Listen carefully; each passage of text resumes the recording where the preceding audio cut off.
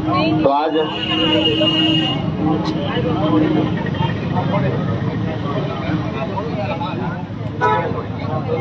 आज सीसीएल ढोड़ी एरिया में 8 बिंदु के मांग के लेके आज के इस 1 दिवसीय धरना में जितना भी गुंजरडी चपरी पंचायत के आरोपनिक सहयोग में जितना भी डुमरी विधानसभा बेरमो विधानसभा क्षेत्र से चल के आये हा सबिन के हमार जोहार रहते बोड़ जे लगा अपनी के जोड़हात रहते या जे छठ हमर से लगा अपनी के आशीष रहते।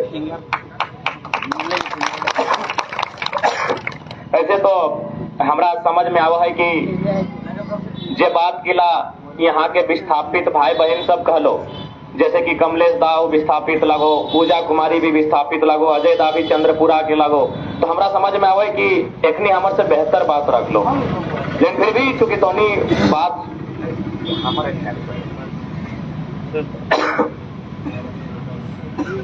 लेकिन फिर भी चूंकि आज हमने विगत 2 साल से आंदोलन कर रहा है और इस आंदोलन में लगातार हमने जो प्रमुख मुद्दा है विस्थापन, जल, जमीन, जंगल एक लेके हमने आंदोलन कराई है। देखा माय मौसी सब तोहनियों भारी संख्या में हा हमें एगो पढ़ल लिखल लड़का लगे पिछला 2 साल से हम बहुत अच्छा से आंदोलन कर लिए। लेकिन अब देखिए मीडिया वाला हमारा सवाल करे कि जयराम महतो आप नक्सली जैसा भाषण देते हैं।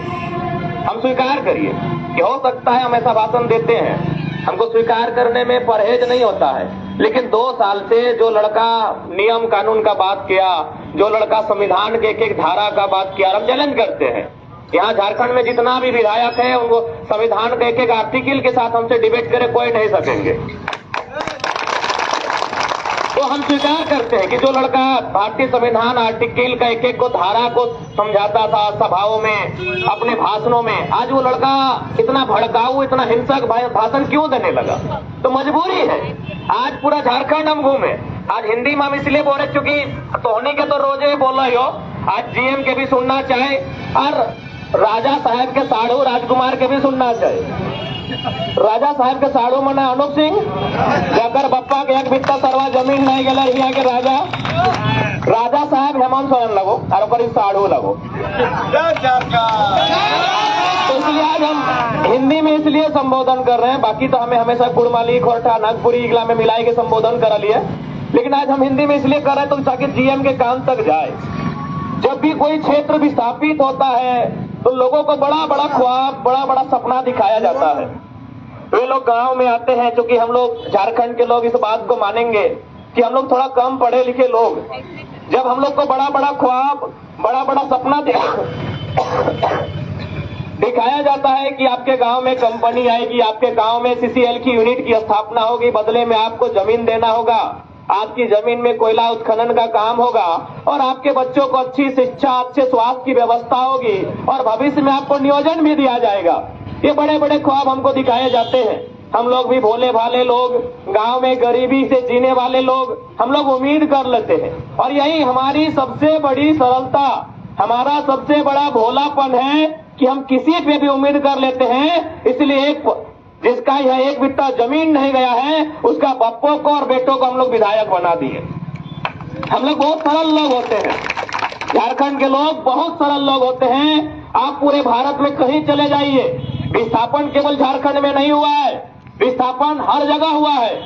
आज जिस प्रकार बोकारो में सीसीएल है, महाराष्ट्र के नागपुर में WCL है, western coalfield limited, Madhya Pradesh के सिंगरौली में नॉर्दर्न कोलफील्ड लिमिटेड है, यही उड़ीसा नदी के तट में महानदी कोलफील्ड लिमिटेड है। यानी इस भारत देश में कोयला की लगभग 8 यूनिट काम करती है कोल इंडिया की। आप किसी भी राज्य में चले जाइए, वहां भी विस्थापन हुआ है, वहां भी लोगों का जमीन लिया गया है। लेकिन आपको जानकर हैरानी होगी कि जिनका जमीन लिया गया है नियोजन उनको मिला है, नौकरी ओखनिए के मिलल है। हम हाल फिलहाल बम्बई गए लिए, वहां जब हम गए लिए, वहां के एक अधिकारी जो डायरेक्टर है, यानी अगर कहिएगा तो डीसी से भी 4 गो डीसी मिला के है, यानी 4 गो डीसी का जितना पावर है उतना उस डायरेक्टर का पावर है।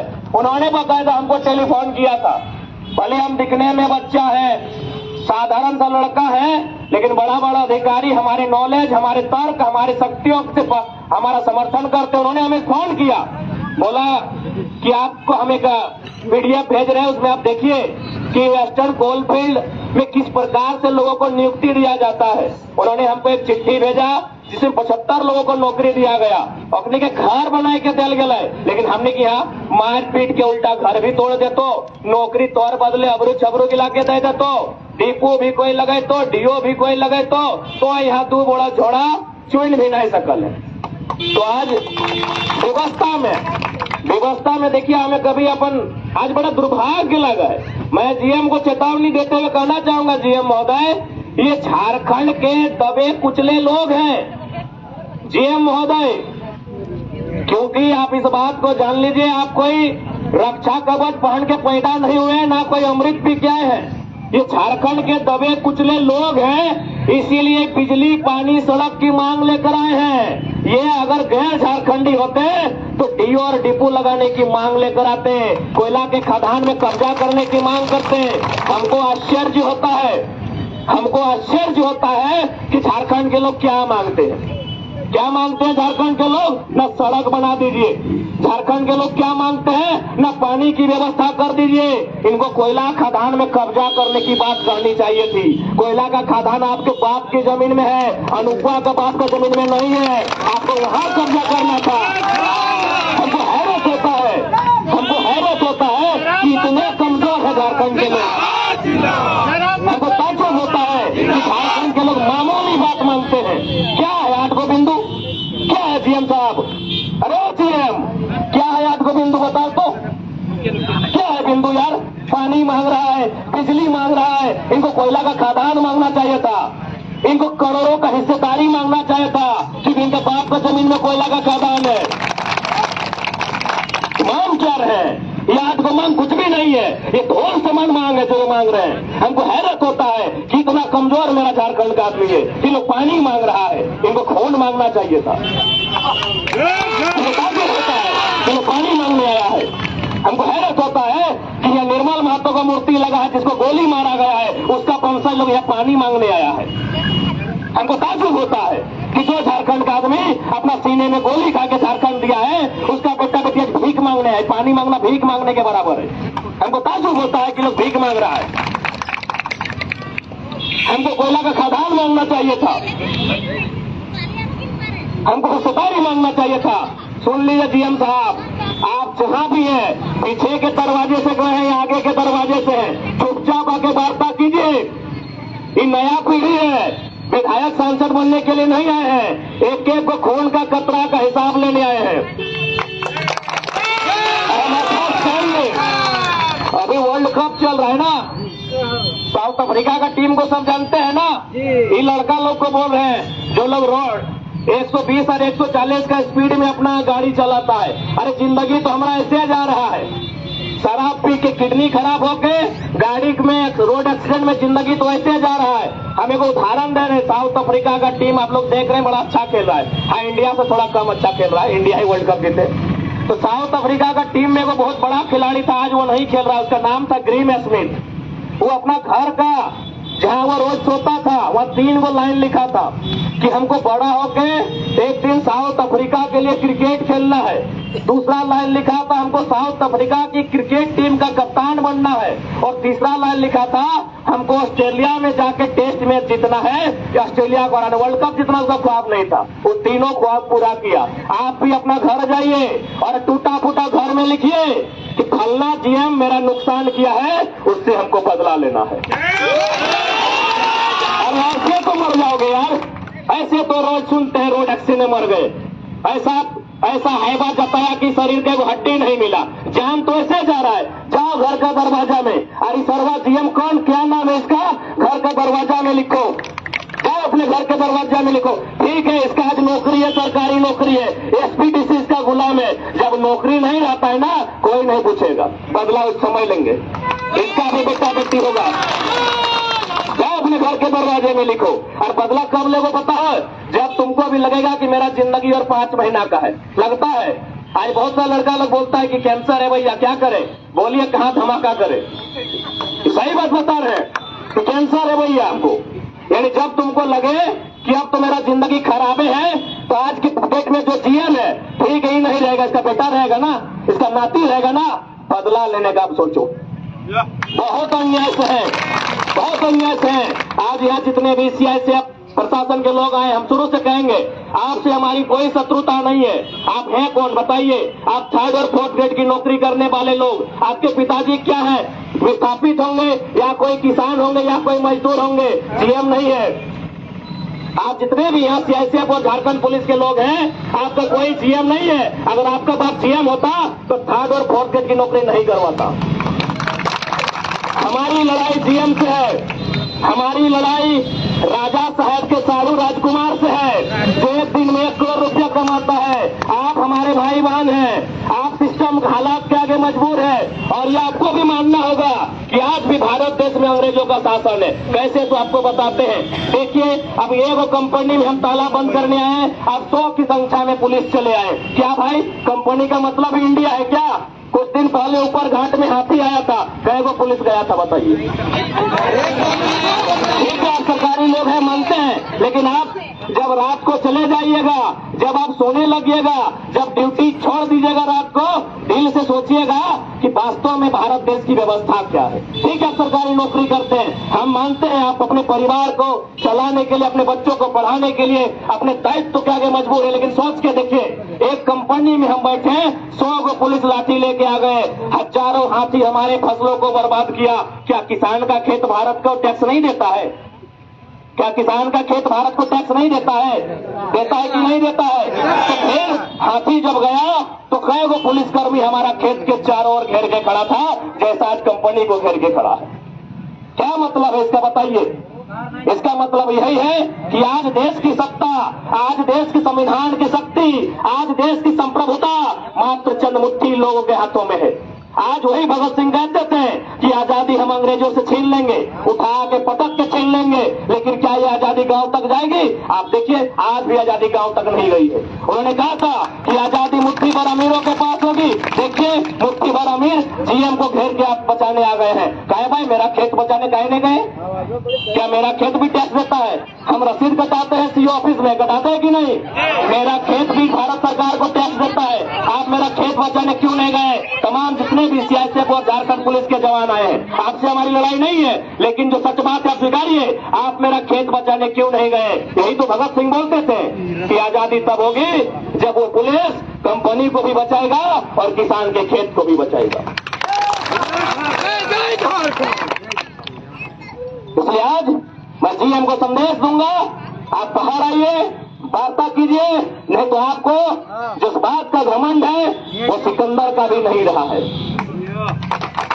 वो सिकंदर का भी नहीं रहा है। क्या सोचते हैं एसपी आपको बचाएंगे? कब तक बचाएंगे? रिटायरमेंट से एक दिन पहले तक, रिटायरमेंट के बाद कोई नहीं पूछेंगे, कोई नहीं पूछेंगे। सुन लीजिए जीएम साहब, रिटायरमेंट के बाद कोई नहीं पूछेंगे। समझ में आता है आपको? तो गांव मेरा गया, जमीन मेरा गया। आज हर गांव में दामा खांसी का बीमारी लेके आदमी 55 साल में मर रहा है। क्यों मांगा है लोग? बताओ तो, क्यों मांगा है लोग? जीएम बनते हो, क्या मांगा है लोग? बताओ। पानी मांगा है, सड़क मांगा है, एगो लाइब्रेरी मांगा है, कई गो? 2 गो तो पंचायत का डिमांड है, 2 गो लाइब्रेरी में समाधान है। कितना दाम होगा 2 गो लाइब्रेरी स्थापित करने में? 2.5 लाख करके 5 लाख। यहाँ रोज यहाँ करोड़ों रुपया तुम्हारा राजा साहब का साड़ू कमा रहा है, नहीं दिखाई दे रहा है? क्यों मांग रहा है बताओ नहीं लोग? आज हम बोल तो रहे हैं कि हमको ताज्जुब होता है कि झारखंड के लोग भीख मांगते हैं, मामूली सा नौकरी मांगते हैं, मामूली सा मुआवजा मांगते हैं। इनको कोयला के खदानों में कब्जा करना चाहिए था। हमको ताज्जुब होता है, इनको डर लगता है कहीं मर न जाए, इनको डर लगता है कहीं केस न हो जाए, इनको डर लगता है कि कहीं पुलिस से भिड़ंत न हो जाए। अरे डर डर के तो हम लोग पूरा बेरमो गंवा दिए, डर डर के हम लोग आधा बेरमो गंवा दिए, भूमिया गंवा दिए। क्या बचा है झारखंड के पास? जहां जहां खनिज संपदा तहां कब्जा है। इसलिए आज मैं स्पष्ट कहूंगा कि आज जो भी मांगों को लेकर आप आए हैं, ये मामूली मांग है। अगर नहीं मानता है, बदला लेने का सोचिए, बदला लेने का सोचिए। हम तो यहां तक बोले कि आने वाला पीढ़ी, खासकर कोयला की धरती में जहां विस्थापन है, यदि कभी विवाह करती है तो हम भाई बहन दोनों को बोले हैं बहन को भी बोले और भाई को भी बोले हैं कि हम दो हमारे दो नहीं, दो को एक्स्ट्रा पैदा कीजिएगा, उसको कागज कलम किताब नहीं हथियार देके उसको बढ़ाइएगा। मजबूरी में एक पढ़ा लिखा लड़का को मजबूरी में ये सब बोलना पड़ा। आज मेरा देखिए 1.5 साल का वीडियो, एक भी भाषण देखिए। हमने हमेशा क्या कहा, भारतीय संविधान article 1, India is a country of states, हमने हमेशा जिक्र किया है। आर्टिकल 19 का जिक्र किया है हमने, आर्टिकल 16, आर्टिकल 14, आर्टिकल 15 का जिक्र किया है हमने, आर्टिकल 39 का जिक्र किया है हमने, आर्टिकल 44 का जिक्र किया है हमने, अनुसूचित 7, अनुसूचित 9 का जिक्र किया है। लेकिन आज हथियार का जिक्र उसी लड़का को करना पड़ रहा है। कारण 2 सालों में मेरे भाषण का स्तर अगर बदला है तो बेईमानी के कारण बदला है, भ्रष्टाचार के कारण बदला है, और इसका दोषी यहाँ का करप्टेड सिस्टम है। और सुनिए मेरा एक वीडियो, 1.5 साल से हमने यही हमेशा संविधान की धाराओं की बात कहा है, हमेशा हमने तेलंगाना, तमिलनाडु, हरियाणा, पंजाब को उदाहरण दिया है, हमने हमेशा महाराष्ट्र, गुजरात के बंटवारे को उदाहरण दिया है। लेकिन आज व्यवस्था के कारण, आज मजबूरी में मैंने अपने भाषण के स्वर को बदला है, क्योंकि इतना अन्याय जो झारखंड के साथ हुआ है पूरे ब्रह्मांड में, पूरी दुनिया में किसी के साथ नहीं हुआ है। बोले तो मैंने 8 को कोयला का यूनिट है, जीएम को मालूम है कि नहीं? 8 को कोयला का यूनिट होता है। आप 9 को कोयला यूनिट के बारे में पता कर लीजिए, वहाँ किस प्रकार विस्थापन का पॉलिसी है वो पता कर लीजिए, किस प्रकार विस्थापित को घर बना के दिया जाता है। पर ये झारखंड में क्यों नहीं? देखा, झारखंड में इन लोग, जो झारखंड के लोग हैं, इनको जानवर मानते हैं। ये झारखंड के लोगों को जानवर समान मानते हैं। इसका उदाहरण आपको देते हैं, जादूगोड़ा में यूरेनियम का काम होता है।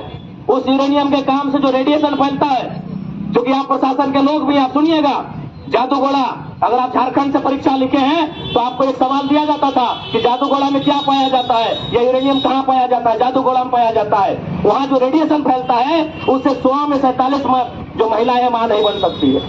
तो बताइए, जानवर ही मानते हैं नामे। जितने भी प्रशासन के लोग हैं, जिनको लगता है कि जयराम महतो भड़काऊ भाषण देता है, आप सुनिए पहले मेरे भाषण को। पढ़िए, अजय कुमार, मैं राइटर का नाम याद नहीं हो रहा है, उन्हीं किताब को पढ़िए। उसमें क्या लिखा है कि 100 में 47 महिलाएं मां नहीं बन सकती है। किस लिए? न उत्खनन से, जैसे यहाँ कोयला कोड़ा जा रहा है वहाँ यूरेनियम कोड़ा जा रहा है। अरे भाई, यदि आपको रेडिएशन, आपको यदि यूरेनियम ही चाहिए तो विस्थापित कीजिए। उस गांव को 5 किलोमीटर के बाहर बसाइए, उस गांव को 10 किलोमीटर के बाहर बसाइए। इतना इतना आपका लैंड है, सरकारी लैंड, वहाँ बसाइए। लेकिन इनका मान लिया इन्होंने कि झारखंड के लोग जानवर से भी बुरे हैं, ये मर जाए, ये बर्बाद हो जाए, इनके गर्भ में ही बच्चा मर जाए। ममता हंसता उनका 6 गो बच्चा गर्भ में ही मर गया, कहे रेडिएशन के प्रभाव से। लेकिन आज तक कोई पॉलिसी नहीं बना पाए। इसलिए मैंने कहा कि झारखंड के लोगों को जानवर से भी बुरा मानते हैं। जब ये जानवर मानते हैं तो जानवर का क्या लक्षण होता है? पंजा मारना। हाँ, ये सीएमडी, ये सीएम, ये दुष्ट अधिकारी, ये झारखंड के लोगों को जानवर से भी बुरा मानते हैं। तो जानवर का मतलब ही होता है पंजा मारना, झपट लेना। आप भी पंजा मारने के लिए तैयार रहिए। ऐसे हम लोग का नियति में या तो मौत है या तो विस्थापन है। यदि आप मरना नहीं चाहते हैं तो घर द्वार अनुपा को दे के दिल्ली बम्बई चल जाइए। हमारी नियति में 2 ही है, या तो विस्थापन है या तो मौत है। तीसरा कुछ भी नहीं है, तीसरा कुछ भी नहीं है हमारी जिंदगी में। यदि आप चाहते हैं कि जिंदा रहना है तो अभी कुछ दिन बाद आपका जितना आसपास में कोयला का खदान खुलेगा, जमीन आपको लिया जाएगा, आप दे दीजिए, कहीं चले जाइए, आप बच जाइएगा। लेकिन फिर लड़िएगा तो यही लोग नक्सली बोल के मरवाएंगे, यही लोग एनकाउंटर करवाएंगे। 353 का तो जो धारा अभी भारत देश और झारखंड में मजाक का विषय है, 353 का धारा लगवाएंगे। यानी झारखंडियों के हिस्से में, खासकर जो लोग विस्थापित क्षेत्र में रहते हैं, जो लोग इंडस्ट्रियल बेल्ट में रहते हैं, जो लोग कोल्स बेल्ट में रहते हैं, उनके हिस्से में 2 ही चीज स्वीकार करना होगा, या तो मौत स्वीकार कीजिए या तो विस्थापन स्वीकार कीजिए। तीसरा आपके पास कुछ भी नहीं है।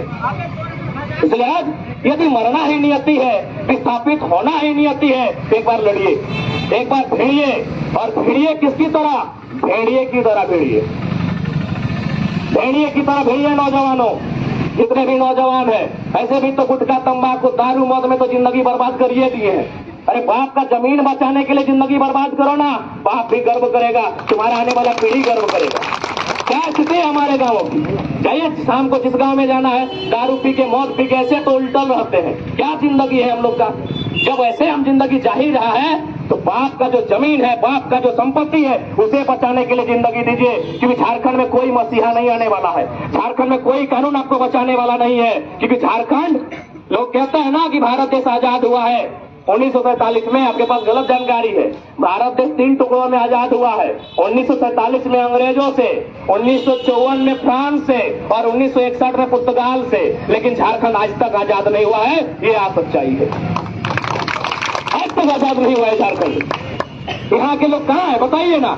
यहाँ जितना भी कोलियरी सेक्टर है, कितने लोग यहाँ उच्च पद पर हैं, कितने लोग यहाँ उच्च कर्तव्यों पर आसीन है बताइए।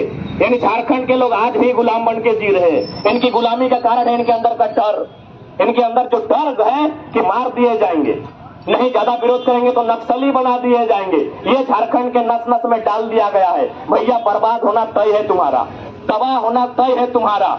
अगर आज नहीं लड़ोगे तो आने वाली पीढ़ी जो तुम्हारी है वो लड़ने का अक्षर भी नहीं लिख पाएगी कि लड़ना कैसे है। इसलिए एक ऐसी पीढ़ी है और हम एक ऐसे माहौल में, एक ऐसे हालात में जी रहे हैं, पनप रहे हैं, जो कम से कम आवाज उठा सकता है, जो कम से कम जीएम के ऑफिस के सामने खड़ा होकर जीएम की वाट लगा सकता है। हम एक ऐसे हालात में जी रहे हैं। आने वाला पीढ़ी साहस नहीं कर पाएगा, आने वाली पीढ़ी नहीं साफ कर पाएगी। इसलिए आज जितने भी विस्थापित क्षेत्र में रहने वाले लोग हैं, हम चाहेंगे कि आज एकजुटता का समय है और खासकर माताओं को, बहनों को, दीदी को आगे आने का समय है, क्योंकि अब ये नारी शक्ति सब पे भारी होने वाली है। अब तोहनी करो, जिम्मा हो। बाप के जमीन खाली बेटवेन के नाय लगे, तोहनियों के लगे, तोहनियों के लगे, तोहनियों के बचवे है। तो आज तोहनी के भी घर से बाहर अपन कदम रखे है तो नहीं तो आखिर बताओ ना, तोहनी अभी छुआ पुता गिला के की दे के जीवा आने वाला दिन बताओ। तोहनी ससैया में तो कम से कम एक खचला गोबर दे के गेलो, तोहनी की दे के जीवा बताओ ना।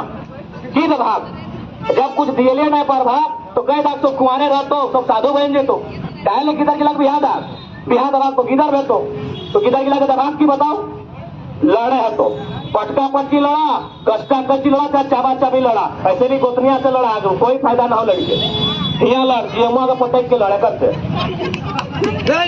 गोतनिया से रोज लड़ा है, डांग से झाड़ू से गोतनिया से रोज लड़ा कि नहीं। हमें तोहनिया बताओ ना, तोहनी जितना मैया मोसी आएला तोहनी ससैया कुछ नहीं दिलो तो कम से कम चबिया तो दिलो ना, काठे के बक्सा के चबिया दिलो तो भी घर रहते काठे बक्सा। हमारे दादी में रख ले अभी चबिया, अभी हमारे मैया के नहीं दिल काठे बक्सा है ना, तो कम से कम चबिया दे के गेलो और एक खचड़ा गोबर दिलो कि फलना खेतों में बेस भीन लगा है तनी देवी। तोहनी की दबा तोहनी अपन जो नतीन पुतैया है तो की दबा बताओ। जब नहीं दिए पर भाग तो एक काम कर, किधर के बिहा मत था अपनी कहीं पारासनाथ में जाके साधु बन जेतो। जब कुछ है नको तो की रे किधर जन्मे बा, और यदि जन्मे भा तो हिफाजत खातिर जेन हसुआ से धान काटा है तो गो